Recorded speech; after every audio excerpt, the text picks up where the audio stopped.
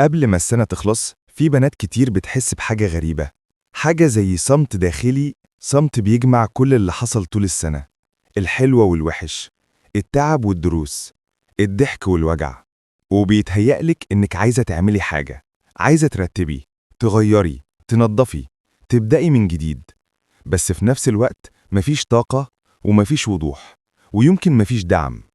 وعشان كده أنا هنا معاكي دلوقتي، هكلمك عن تغيير مختلف، مش تغيير شكلي ولا سريع، لأ، تغيير يبدأ من أعمق نقطة في روحك. خليني أسألك سؤال، أنت آخر مرة سمحتي لنفسك تكوني صريحة مع نفسك كانت إمتى؟ مش صراحة من النوع اللي بنعمله وإحنا مخانقين، لأ، صراحة هادية، واعية، صراحة بنت بتبص لنفسها من بعيد وبتشوفها كويس.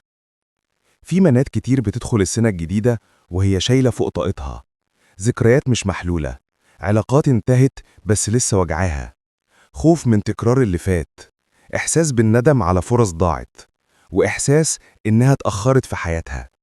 والحقيقة ولا حاجة من ده حقيقي.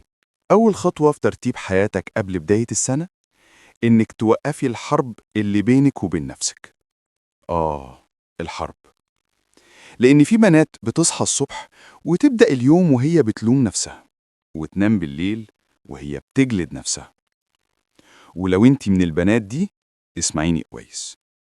انت مش محتاجة تكوني الأفضل، انت محتاجة تكوني أصدق. نروح لخطوة تانية، خطوة محدش بيقولها كتير: شجاعتك في مواجهة الحقيقة. مش حقيقة الناس، حقيقة نفسك.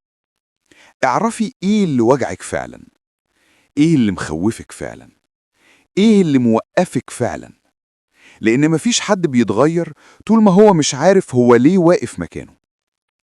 في لحظة معينة كل بنت لازم تقعد مع نفسها جلسة هدوء، تقفل الموبايل، تطفي الدنيا، وتسمع صوتها الداخلي.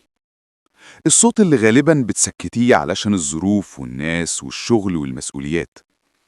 الصوت اللي كل ما تهربي منه يرجع يطبطب عليكي ويقولك: ارجعي لي، انت محتاجاني. خدي بالك، إعادة ترتيب حياتك مش معناها إنك تهدي الدنيا مرة واحدة، مش معناها إنك تشيلي كل الماضي، مش معناها إنك تتخلي عن كل حد، لأ. إعادة ترتيب حياتك معناها إنك تكملي، بس بشكل أذكى، أنضج وأنعم. خدي مثال بسيط، في بنات بتفتكر إن بداية السنة لازم يكون فيها خطط كبيرة، لكن الحقيقة السنة الجديدة محتاجة نوايا مش خطط. نية إنك تكوني أهدى، نية إنك تكوني أطيب مع نفسك، نية إنك ما تكرريش غلطة معينة، نية إنك ما تسمحيش لحد يقلل منك تاني، نية إنك تبقي صريحة ومش هربة. وهنا أحب أقولك خطوة مهمة جدا، رتبي قلبك قبل ما ترتبي يومك. اسألي نفسك، مين موجود في حياتك ومش مستحق؟ ومين بره حياتك وكان لازم يبقى فيها؟ ومين وجوده بيقلل نورك ومين وجوده بيزوده؟ لأن العلاقات هي أكتر حاجة بتشكل سلامك الداخلي أو بتسرقه. بعدها نروح لخطوة تالتة، خطوة هادية لكنها قوية. ابدأي عادة واحدة بس، عادة تشبهك، مش عادة حد نصحك بيها، عادة من قلبك، من احتياجك، من شخصيتك. ممكن تكون كتابة، ممكن تكون مشي، ممكن تكون ترددي ذكر، ممكن تكون قراءة صفحة. المهم عادة تثبتك مش تستهلكك. وفي خطوة مهمة جدا، سامحي نفسك على اللي فات. انسي فكرة إنك كان لازم تكوني أحسن، لأ، انت كنت بتعملي اللي تقدري عليه بالوعي اللي كان معاكي، وده يكفي، يكفي جدا. قبل ما السنة تبتدي، اعملي آخر خطوة. اقبلي فكرة إن حياتك ممكن تتغير فجأة وبدون مقدمات، بس أول ما انت تتغيري الكون بيمشي مع اللي ماشي بإيمان، والباب بيتفتح لأول واحدة تخبط عليه وما تستناش الرد بخوف. والفرص بتيجي للقلوب اللي جاهزة، مش القلوب اللي متوترة.